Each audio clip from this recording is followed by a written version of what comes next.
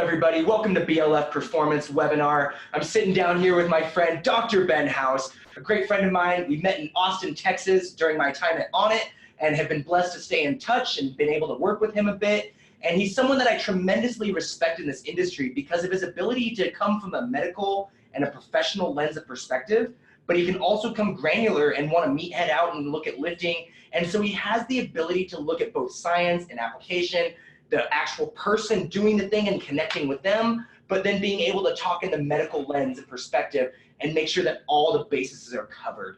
And I really wanted him to come on here and to give a perspective around the general landscape of health, because in the last 10 years alone, the health industry has changed exponentially, not only in the way our bodies are appearing, but in the way we're feeling and some of the outcomes that we're starting to appear and we're starting to see in our common ailments and injuries, in addition to the lifestyles that we live.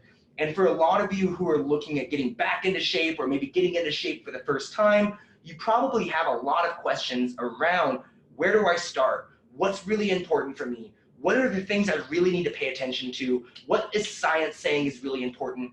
And I want to be able to wrap that all up into a thing for you to be able to understand and go into this journey confidently so you are empowered with the information for you to be successful, because the goal of this program is to build the tools to help you be successful. Because what I've realized is people are not able to build a system around something that they aren't familiar with in general. So here, the education here is built around helping you figure out what fitness and lifestyle choices can I make that work with my today life that I can be successful with going forward, that become a catalyst for me to start improving the wellness that I live day in, day out going forward. So without further ado, Dr. Ben House, thank you so much for joining me all the way from Costa Rica in the beautiful internet world to be able to connect. Thank you so much for joining me. Yeah, thanks for having me on. I really appreciate it. So tell us a little bit about your background. I know you have a really interesting educational background, how you got into functional medicine. And for people who don't know, what is functional medicine first and foremost? So yeah, I have a PhD in nutritional sciences. I have a lot of letters after my name. I don't know that that's important. I have research ADD, so I like looking at a lot of different things. I try not to be what we would call cognitively entrenched. So I try not to silo myself out. And I've become not very enamored with the term functional medicine. I think it's just health. Like, what is optimal health? I don't think, like, optimal health doesn't exist. Like, as humans, evolutionarily, like, evolution doesn't care about you past a certain point, right? The point of human life is to turn calories into babies. And so once we appreciate that fact, a lot of things make a lot more sense. And so as an animal, you're kind of built around three things, which is to conserve energy, to get energy, and to procreate. And those are what you want to do. And when you have this in your mind, it makes a lot of sense. So if you give people, back in the day, we didn't have access to the same food that we had now. Like, we had to move. We had to move to get food. Hunter-gatherers generally moved about 3 to 6 hours a day, then maybe a little bit longer on persistent hunts. And they didn't have access to, chips and blueberry pies. Like, this stuff wasn't available. But if it was available, they would have eaten it. Like, they would do anything to get honey. And honey only had what we would call an energy density of about 3.4 calories per gram. An RX bar has 4.3 calories per gram. So just an RX bar is more dense than anything our hunter-gatherer would ever have found. And it combines protein, fat, and carbohydrates. Like, these are foods that we would inherently value, and we know where they are. So our brains value sugar and fat and crunchy, sweet.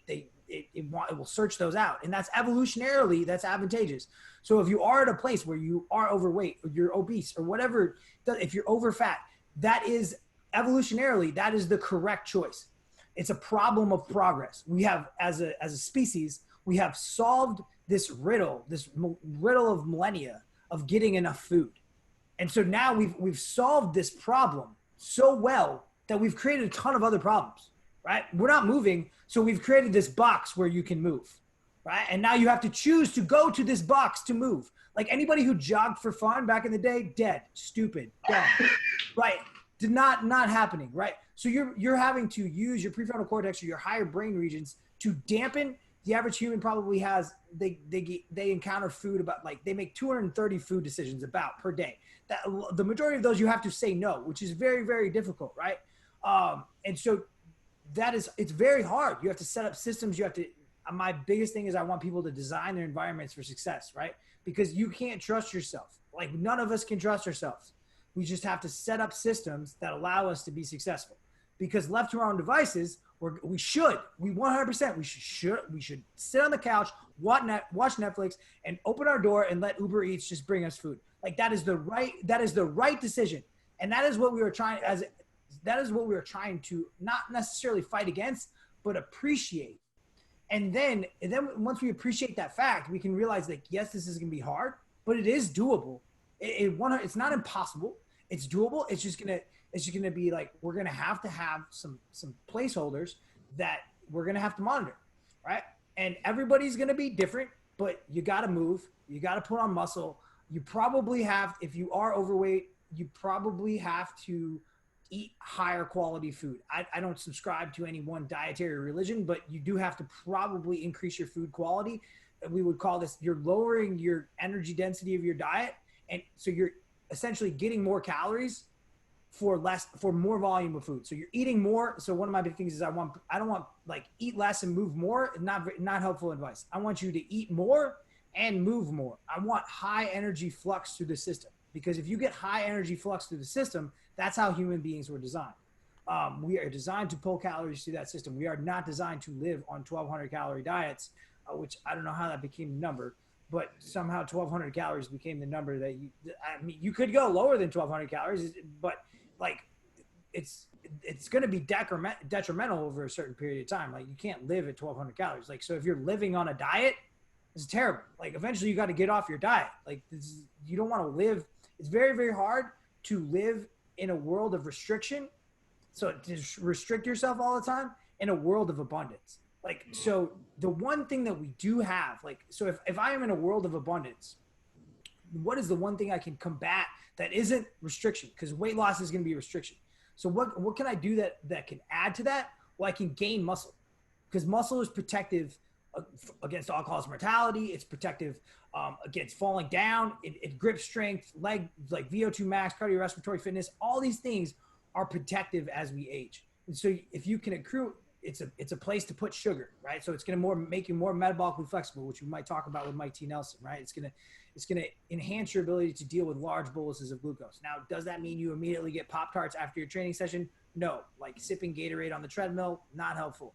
And so body composition is really about, you're gonna have to lower your caloric intake. There's no way around it. Like running, you generally can't lose a lot of weight by exercising, but that doesn't mean that exercising is not important, because exercising, you got to move, because that's gonna help your appetite. That's gonna help, not because if you only get 5,000, 6,000 steps a day, your appetite's probably going to be dysregulated. You're going to want ice cream. And so that's what we found in the literature, is because humans are probably built to move a little bit more than that throughout the day. Wait, can we go back to that real quick? You're saying that people who are not moving enough, right there, that's kind of a catalyst. Our bodies are intrinsically saying, like, hey, go fuel with more, so we want to do more. Is that what you're saying? Yeah, the research just found, like, if you move less, so appetite, moving less is dysregulatory towards your appetite, so you will eat more food. This is observationally, people like to make this as a very simple story, right? So like, oh, New Yorkers, they're not overweight, it's because they walk. Okay, maybe, but that's an observation, right? Oh, and then they get to the next observation. Well, Paleolithic people like the Hadza, they walk 15 miles a day. Okay, so now we're on the next observation, right? So it's this observational trend. And then so eventually you just like, the average American gets anywhere from 5,000 to 6,000 steps a day, right? I think it's like somewhere in the 5,500 if you look at the observational data. And so that means that all we have is a step deficiency. But if you look at the randomized controlled trials where they just put step counters on people who are overweight, obese, I think they lost 0.3 kilograms in 28 weeks. It's just not a big, if you think about this homeostatic mechanism, the body wants to stay the same. You going from 5,000 to 10,000 steps just it's not a big hit. right? You got to hit this problem from so many different angles to make a large effect size, to have an impact. So you gotta lower your calories. You gotta have enough NEAT, which is non-exercise activity thermogenesis. Exercise is probably not going to be that helpful at helping you lose weight, but it is very, very helpful at maintaining muscle tissue, because if you don't lift weight and you just diet, you could lose 70% of that. If you're sleep deprived and you're stressed out of your mind, 70% of that could be muscle, 80% of that could be muscle, right? And then you're digging yourself a bigger hole. Like maybe you lose 10 pounds, you lose 20 pounds, but 10 of it's muscle, right? And then what are you going to do? Your body's probably going to gain it back, and it's going to gain it back as fat. And then we have what's called fat overshoot, which is your body not only regulates the amount of fat on your body, but it also regulates the amount of muscle. So then you'll gain more fat back until you get that muscle back. So to me, dieting without strength training it's unethical. Wow. Interesting.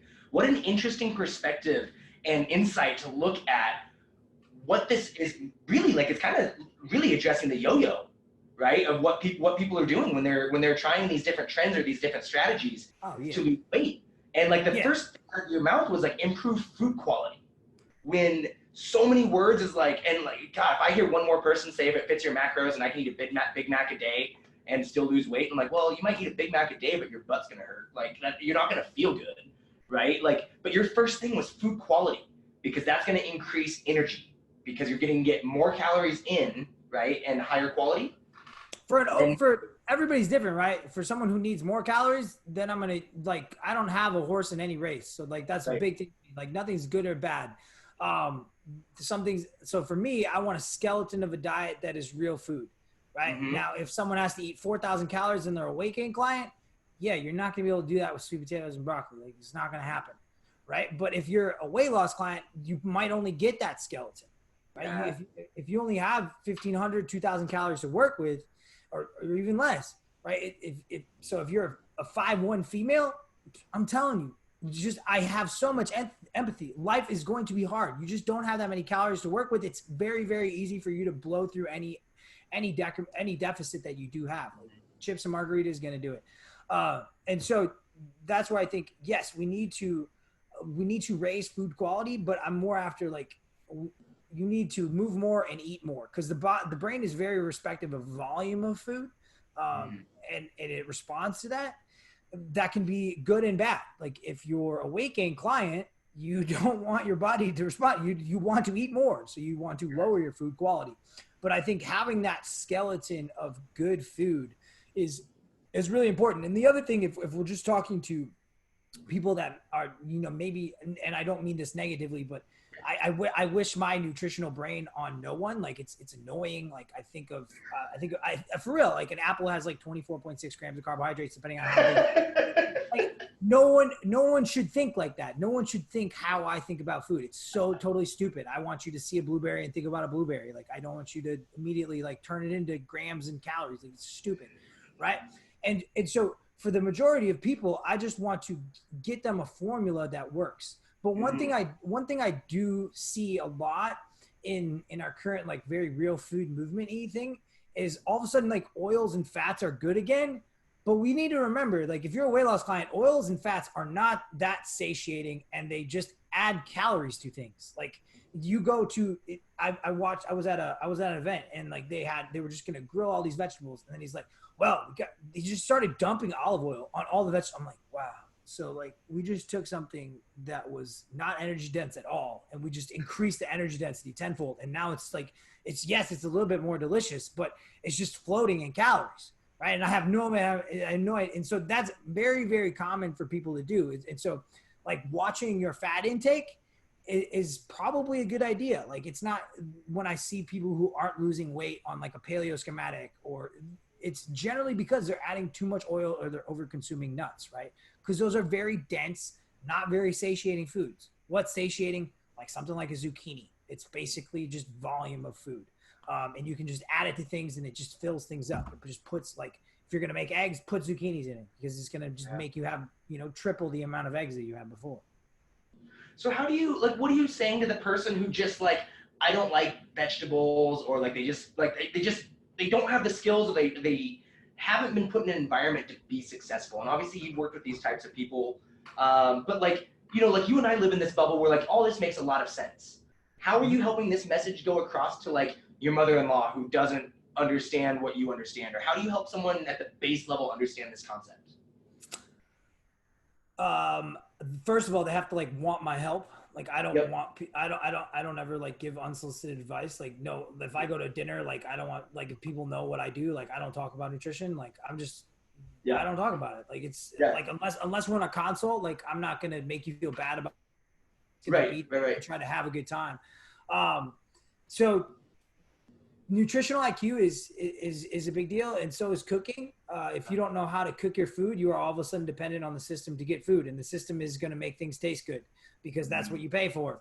And so I actually did my thesis, and my dissertation was on meal frequency, and so we collected thousands of recalls in freshman Hispanic students at the University of Texas at Austin. And one thing I noticed real quick was these kids were either eating at the caf or they were eating like Easy Mac in their dorms. So nobody was making their own food. So we were creating an entire, 50, 60, 70,000 people that go to UT. I think it's about 50,000 kids that are completely have no idea how to cook. They have no idea, right? They're completely reliant. And so what happens? If you're that person, you go to college, you've been relying on this cafeteria system, you probably gain 10 to 15 pounds because that's the best way to make people gain weight is to give them unrestricted access to a high variety of foods in a social environment. And so now what happens when they want to get healthy? Well, it just turns into Chipotle. Like, that's all that happens is like, so I don't have the answer. Like if you don't know how to cook, maybe go to a cooking class, but it's honestly like not that hard to cook things and make them taste pretty well, pretty good. So you can get a meat thermometer and cook chicken breast to temperature, because chicken breast cooked to 165 is a lot different than chicken breast cooked to 200. Like I'm telling, like, and so like just learning some little tips and tricks to saute things, and like having like one pan meals that are easy, and meal prepping. And one of the things that I really find disconcerting is you expect, if you're bad at cooking, you expect your terrible meal prep, frozen broccoli and chicken and some sweet potato, whatever it is, rice, brown rice. You expect that to beat the whole other world that's out there? It's not going to happen, right? So we got to make that food at least taste good. You got to look forward to having, like, can you build like some low calorie megas or something? And there's companies that do that pretty well, like MyFit Foods, like prepackaged, pre-portioned meal companies. But then again, now you're in, is that sustainable for you from a because those things can work, but we want systems that can work forever, because I don't care how much weight you can lose in 3 weeks. I care how much weight you can lose forever, because you losing the same 10 to 20 pounds repeatedly is not helpful. Now you talk about systems, and I brought that up in terms of like, I used to be someone, especially on productivity, I can't ask me to make a productivity schedule when I didn't run on one before, and asking me to build one is kind of impossible. And that's how I really looked at like this program, was like, man, asking some of these people to build a training program and a lifestyle fitness program when like they're dependent on the system, or they've never even had a good relationship with going to that box to go work out. They just know that society says they should go. That it's like, how do I help at least provide some context around what can help make them successful, or give them some ideas? You're working with people on a little bit different level, but when you're looking at building systems from a holistic level, how are you looking at that with your clients? Like, or what do you look at from your lens of perspective and building better systems for people to change their lives? Because you're dealing with them after they found someone like me, and they're like, holy shit, my adrenals are effed, or my hormones are dumped, or whatever that is. So you're having to start from the beginning. I don't know. I see clients of, I don't see that many broken clients. I generally refer those people out. No. I mean, I see people that are struggling with energy or struggling with digestive issues for sure. But energy can, if you're struggling with energy issues, like if it's not something pathological, you're probably bored or you're overworked, because fatigue is generally task specific. So like maybe you're just like doing the same thing over and over. You're just bored, right? Or you're overworked and you don't want to do it anymore. So if you found, like, if you feel fatigued and you take a cold shower and then you don't feel fatigued anymore, that probably wasn't like real fatigue. It was just like your mind was just burnt out on whatever it was doing. And so like, that's not to say like that if you don't get enough sleep, if you don't have enough nutrients, like if you're not meeting your body's basic needs, if you're not getting out in the sun, your circadian rhythms are all messed up. Like, that's not saying that wouldn't result in you having lower energy levels. Also, like, how much iron do you have if you're a cycling female? These are boxes. There's a lot of boxes that I want to check, right? When I'm looking at a human. But the big thing for me is I don't want to answer people's questions. I want them to answer their own questions, because I don't know what's right for you. I want you to self initiate what you want to do. And I also want you to self-identify your own barriers too. Like, so say a lot of people like, I want to lose 30 pounds in the next 6 weeks or whatever it is. I'm like, well, okay, that's your goal. Now, what do you have going on? What are the barriers to you potentially losing that amount of weight in the next 6 weeks? Oh, well, I have 4 weddings. Oh, okay. Like, that's not going to work. Like, just because you have a ton of social eating stress, or if you just want to not eat at those weddings, maybe it could work. Right. But also I don't know how big you are, but 30 pounds in 6 weeks is probably, you're going to lose some muscle. It's probably too fast. Maybe not if you're very, very heavy.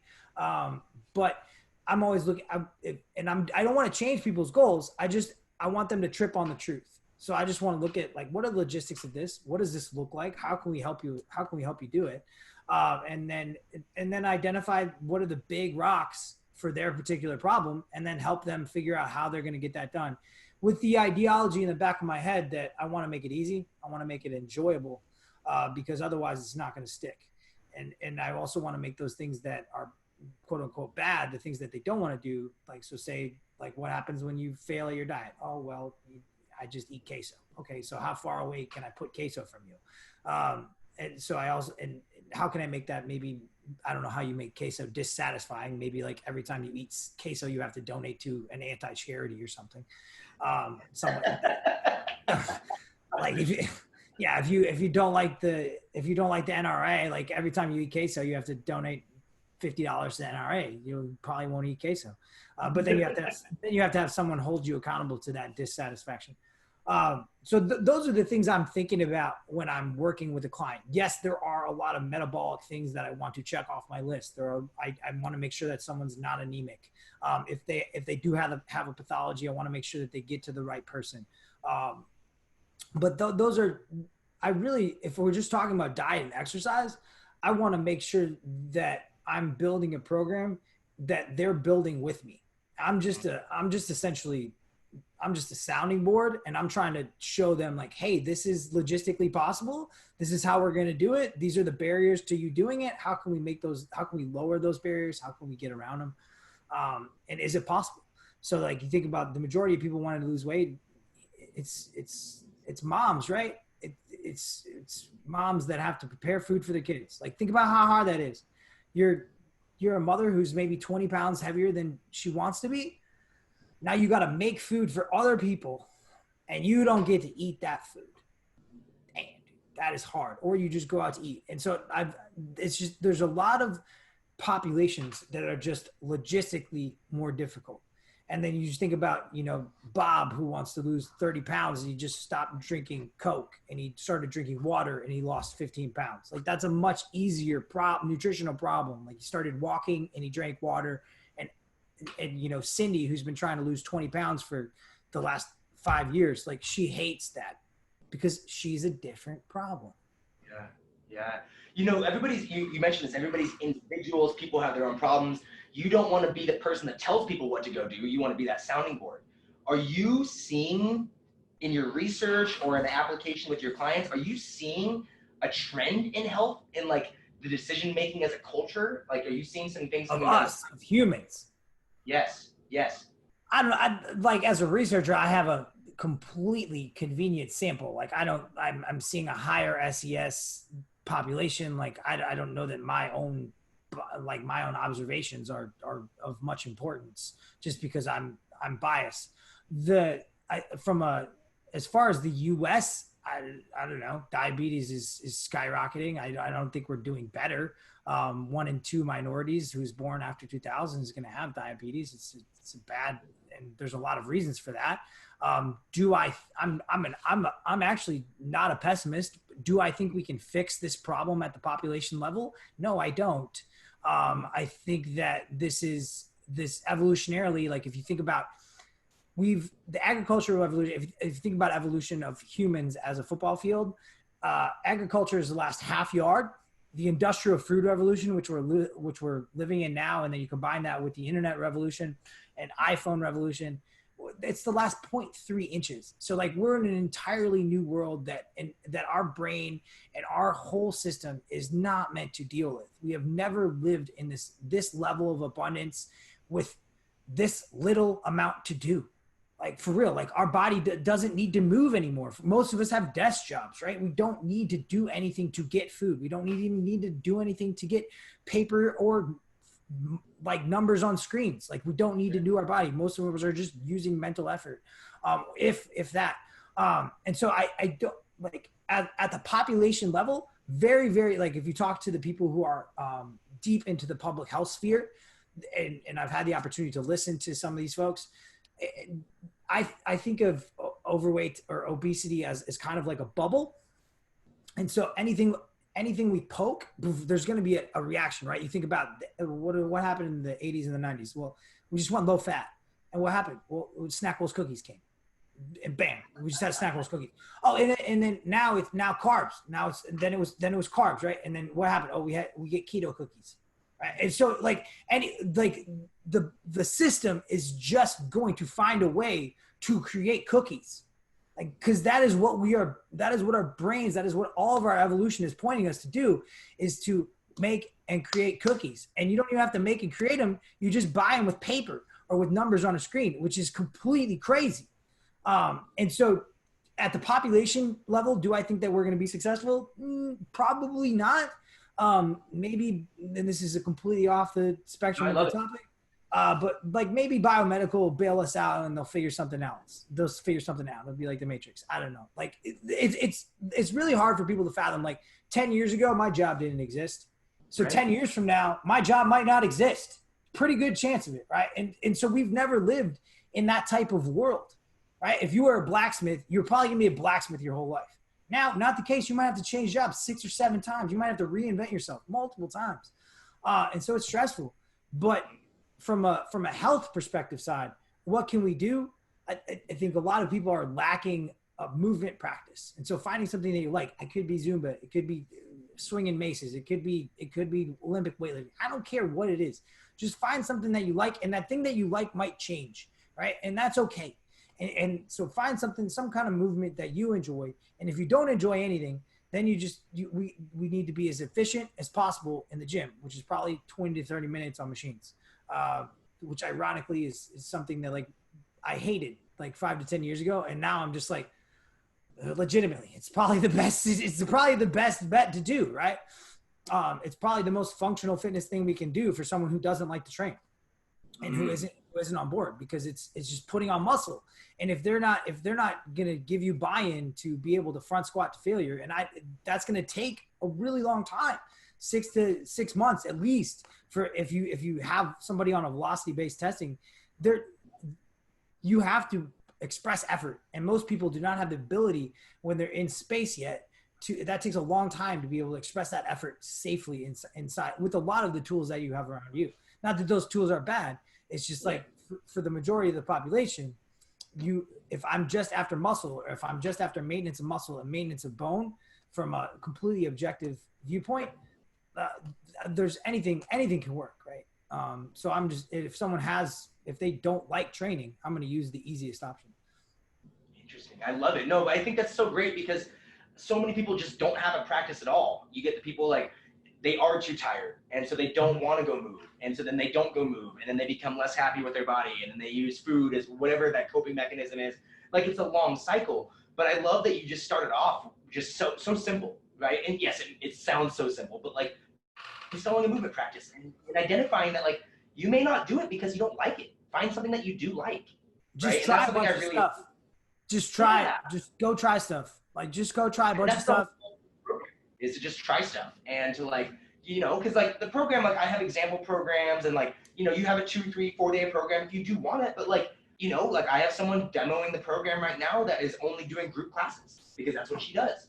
And I'm like, I'm totally cool with that because she's doing it 3 days a week.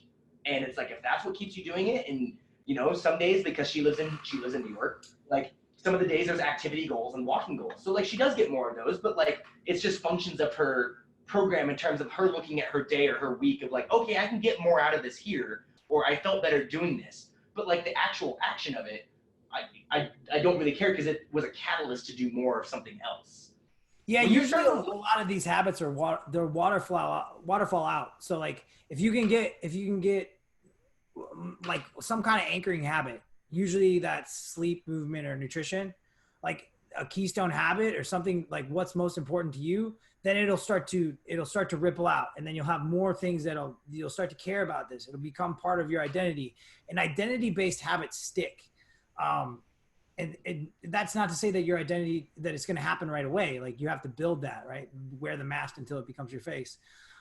And so now she goes to group classes. Maybe she's extrinsically motivated, right? So she maybe, like, I'll ask people, like, if you were an athlete in high school, like, so there's people that were track athletes, right? And they never miss a track practice, but then they stop being an athlete and they never work out anymore. Oh, well, you probably are going to function really well in a group class environment because it's going to have that extrinsic environment. And so those are all things, like, just you are your own individual person. And so as much as we are snowflakes, we all melt the same. And so it's like we need some kind of movement. We need food quality to be elevated in some way. And we need some type of resistance training. Those are the biggest levers we can pull. Do people need to go right away and go get a blood panel done? Like, where should people be starting? Because now, like, you got things like Insight Tracker, 23andMe, all these, different diagnostic tools out there, and a lot of people, they do want to jump into these technologically driven resources because that seems like it's the next step to, like, help their individual needs. Is that where you want someone to start, or does it even really matter? Is that just an anchor that gets them to go? So 23andMe, hell no. Like, there's no way, like, I can't tell you can't learn anything from your genes. Like, we're not going to go down that road. Tommy Wood goes down that road. It's fun, it's nerdy, but anyone trying to sell you something from a genetic analysis, run. Because that's you cannot assume phenotype. I'm going to use big words here. Phenotype is the expression of your genome. You cannot assume phenotype from your genetic information. That's a big jump. There's a lot of steps that go from genome to phenotype.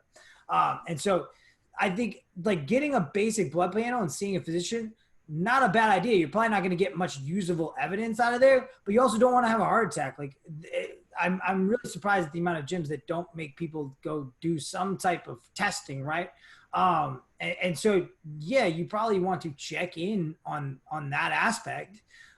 Now, if you're not that old, I think you're going to be all right, but you also don't want to get rhabdo, right? Like, you want to take it slowly. And that's really, really important for females. I think it's really, really, really important that they make sure, if you're a cycling female, really important that you make sure you're not anemic. Because if you lose, iron is very, very important for carrying around oxygen. And if you don't have iron, you are essentially strangling yourself from the inside out. And you lose blood every month, right? So if you're losing a lot of blood and you're not eating a lot of iron, which is primarily found in meat, red meat has more than chicken, but chicken still have, poultry and other meat products still have iron in them. Heme iron. You're probably not, even if you lose a lot of iron, you might never be repleting that. So I'm really, in females who are lacking energy, that's really the first thing that we have to check is, do you have enough iron on board? I would get a ferritin value in that case. I would want that. You could also get a complete blood count. So those are just very common tests that someone can run. I don't like all these blood panels that cost a ton of money. They can work, right? Because if we think about, what is the placebo? Like, what increases the placebo? Well, it's money invested, right? So if you put money into something, that thing has more leverage. You're ultimately going to have more buy-in because of that. So is it always a bad idea? I will tell you, like, I would never run an adrenal stress index. Like, those are bullshit. At least how they're used, like a 1 point in time adrenal stress index, not helpful. Like, they had people do 28 days in a row of adrenal stress index all over the bat. Like the max and mins for every person was like 1 to 30 at every time point. So like, depending on the day, it was completely different.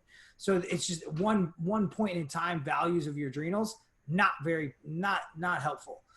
And someone telling you that you have adrenal fatigue, also not helpful. Adrenal hormone cortisol does not correlate with fatigue. And so that is a big thing.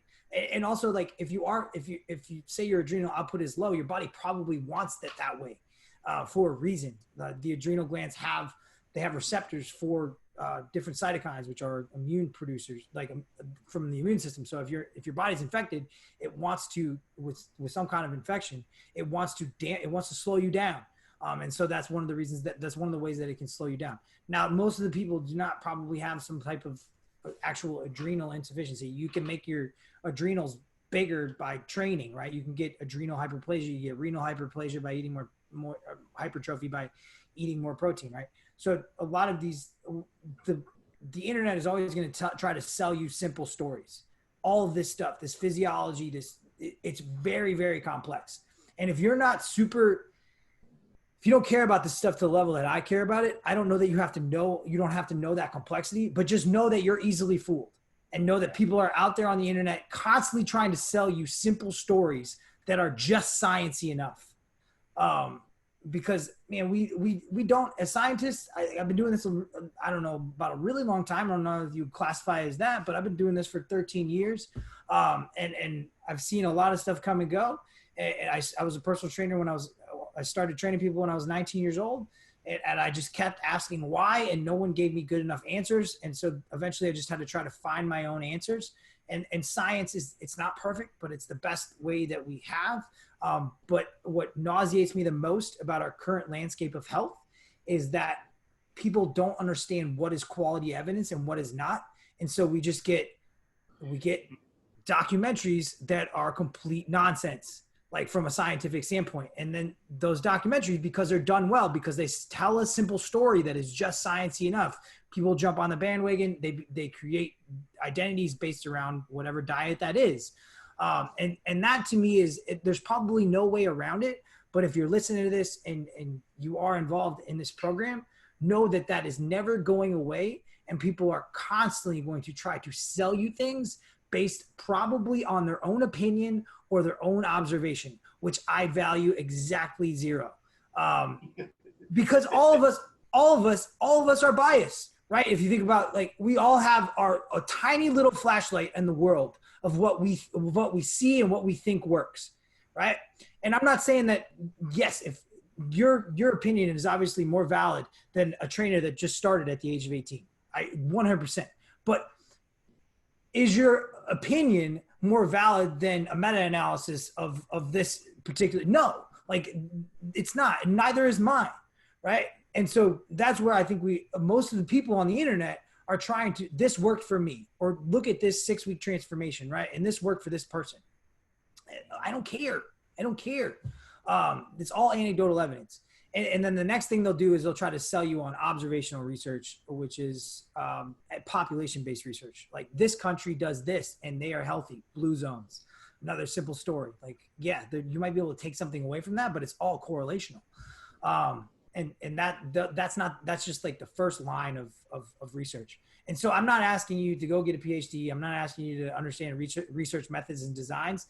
Just know the fallibility of your own mental models. You will be easily tricked. All of us will, because that's what we've done from the beginning of time, is we've reduced uncertainty with simple stories. And so that's, people on social media are just trying to give you that. It's just this diet. That's all you need to do. You just need to take this fucking essential oil. Well, it's funny that you brought up the simplicity thing and like the storytelling, because we're narrative creatures. And then the original part of the conversation was around, that there's a simple idea that you should just go do this, right? Or that's the story that a lot of us are getting told. Yet we're in this environment where that's not the environment we're set up to be successful, right? Like, you're right. I love that. That's the way that you talked about this, and obviously knowing the answers you're probably going to give, that, hey, like, you're trying to live this life of scarcity and not eating when we're living in the world of abundance. Like, you're probably not going to set yourself up for success. Like, that's just At flat least out. long term. At least long term. Like, you might be able to, like, I always think of it like, okay, let's think of this in terms of a strength coach. Let's think of this in blocks. I think this is what we did when we were together. I was like, hey, when you have a 4-week block where you're not traveling, oh, never. Never. I don't know. I don't know if this is ever going to work. Right. And then, like, and we were trying to self-identify, like, what can you do on the road? How can you have some level of accountability on the road? Right. And it's just really hard if you're, because those chefs who are making your food, they don't care. Like, they don't care how much oil they put on those Brussels sprouts. They don't give a shit. Right. And so that is really the big thing, is just kind of what I do is meeting people where they are. And it sounds like what your program is kind of, it sounds like a sampler. And then people can start to kind of gravitate towards maybe 3 or 4 things that they like. And that, and then once they kind of get on the bandwagon with that, which I love. And so if you're doing the program, be easy on yourself, but also be hard on yourself. Because it's not impossible. It's 100% not impossible at the individual level. It's just going to take work, and you're going to have ups and downs. And don't try to schedule impossible things. Like, don't try to eat 1,200 calories when you have to go out to eat 4 times this week. Like, that's terrible. Maybe you sell real estate, or maybe whatever your job is. Like, maybe you have to entertain people. Like, go set up systems. Like, have 3 restaurants where you already know what you're going to order, and go there. And then you don't have to think. Like, you're trying to not think as much as possible. Like, people don't like bodybuilders, but bodybuilders are robots. They think as little as possible. They eat the same food every day. I'm not saying that that's how your life needs to be, but you probably right now, you have too many options, and you need to reduce the amount of options that you have so that you have so you can actually make a choice and do that thing. And do you have, like, maybe in terms of, like, I know you're not a general guy, but, like, where should people even start? Like, let's say you're someone that's maybe even considering trying to get on this wagon, like, of making better decisions, or maybe being healthier. Is there any, like, starting point for the person that just has no idea, like, holy shit, I loved what I heard that made sense to me, but I don't even know where to go? I mean, imagine you're trying to build a house, like, and you have no idea. You're like, are you going to just, like, wing it? Are you like, just go buy some tools? Are you just going to go buy some tools at Home Depot and try to figure it out? Like, you might be able to figure it out, but how long do you think it's going to take you? Really long time. You should probably hire somebody, right? I'm going to hire somebody that's done this thing before, right? And there's a lot of people out there. So how you filter it, I'm looking for people who say don't know. I'm looking for people who are, someone that gives you all the answers. I don't know about that. Like, yeah, that could work. But I would find somebody who's knowledgeable, and you got somebody right in front of you right here. And that's probably the most scalable, right? Is because there seems to be this bifurcation in the nutrition world, right? Where people don't want in-person stuff as much anymore. And they want, because I mean, you got to meet this person. You got to go somewhere. You got to like them. As a personal trainer, the best thing that you can do for your business is be funny and be likable. Because that you want your sessions to be enjoyable. There's so many terrible trainers. Like, we know them. They're terrible trainers, but they're booked out because they're funny and people like to hang out with them, right?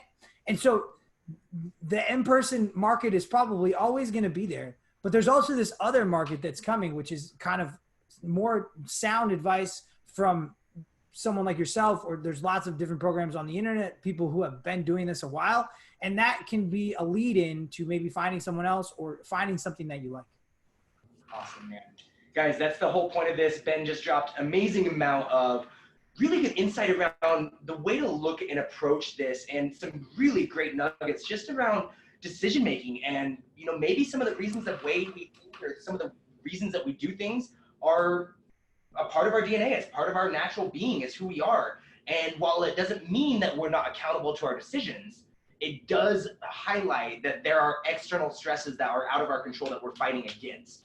And I'm so happy that he was able to bring up and highlight some of those, but also acknowledging that, hey, it's still on us to work hard. It sucks that we're in an environment that's not setting us up for success, but it's about finding the right tools to be successful.